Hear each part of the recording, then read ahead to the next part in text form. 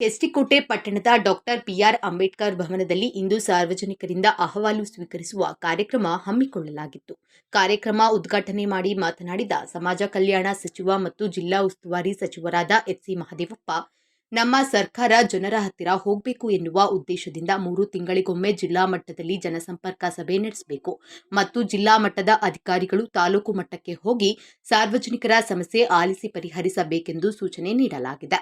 ಈ ಹಿನ್ನೆಲೆಯಲ್ಲಿ ಇಂದು ನಾನು ಈ ತಾಲೂಕಿನ ಜ್ವಲಂತ ಸಮಸ್ಯೆಗಳಾದ ಭೂ ಸಮಸ್ಯೆ, ಮಾನವ ಪ್ರಾಣಿ ಸಂಘರ್ಷ, ರಸ್ತೆ, ವಿದ್ಯುತ್ ಮತ್ತು ಮನೆ ಸಮಸ್ಯೆಗಳ ಬಗ್ಗೆ ಶಾಸಕರು ಗಮನ ಹರಿಸಿದ್ದಾರೆ.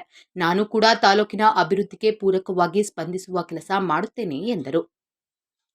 ಇದೇ ಸಂದರ್ಭದಲ್ಲಿ ಶಾಸಕ ಅನಿಲ್ ಚಿಕ್ಕಮಾದು ಮಾತನಾಡಿ, ತಾಲೂಕಿನ ಬಹುಮುಖ್ಯ ಸಮಸ್ಯೆಗಳಾದ ಅರಣ್ಯ, ಭೂಮಿ, ರಸ್ತೆ, ಹಾಸ್ಪಿಟಲ್ ಮತ್ತಿತರ ಸಮಸ್ಯೆಗಳನ್ನು ಬಗೆಹರಿಸುವಂತೆ ಸಚಿವರಿಗೆ ಮನವಿ ಮಾಡಿದರು.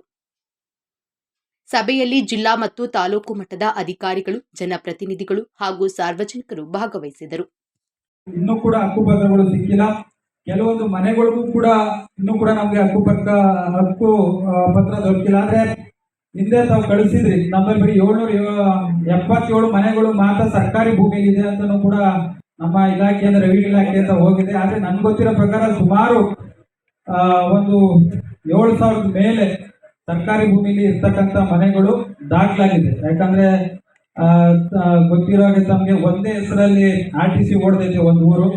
ಆ ತರ ಪ್ರಕರಣಗಳು ನಮ್ಮಲ್ಲಿ 9 ಪ್ರಕರಣಗಳು ದಾಖಲಾಗಿದೆ. ಐರಿಗೆ, ನಮ್ಮ ಕೃಷ್ಣಾಪುರ, ಬೇರೆ ರೀತಿಯಲ್ಲಿ ಸರಿ ಕೆಲಸ ಮಾಡ್ತಾ ಇಲ್ಲ, ಏನಾದ್ರೂ ಕೆಲಸಗಳಾಗ್ತಾ ಇಲ್ಲ, ಜನರಿಗೆ ಕೆಲಸ ಸಿಗ್ತಾ ಇಲ್ಲ, ಪಂಚಾಯತ್ ಕುಡಿಯೋ ನೀರಿಲ್ಲ, ಆಸ್ಪತ್ರೆ ಸೌಲಭ್ಯಗಳಿಲ್ಲ, ಹಾಸ್ಟೆಲ್ಗಳಲ್ಲಿ ಊಟ ಸಮರ್ಪಕವಾಗಿಲ್ಲ.